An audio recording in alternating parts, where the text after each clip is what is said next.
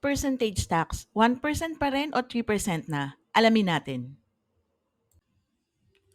Sa pag-compute ng percentage tax, ano nga ba ang tama, 1% or 3%? Kung ang ipa-file nyo ay gross sales from April to June 2023 na due this coming July 25, 2023, ang gagamiting rate sa pag-compute ng percentage tax is 1%. Samantalang kung ang transactions naman ay from July 1, 2023, ang gagamiting rate sa pag-compute ng percentage tax is 3%.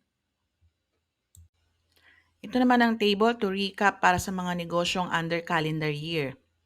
From April to June 2023, ang percentage tax ay 1% pa din. Ito ay due on July 25, 2023. Transactions from July to September 2023, ang percentage tax ay 3% na. Ito ay due on October 25, 2023. October to December 2023, 3% pa din ang percentage tax. Ito ay due on January 25, 2024.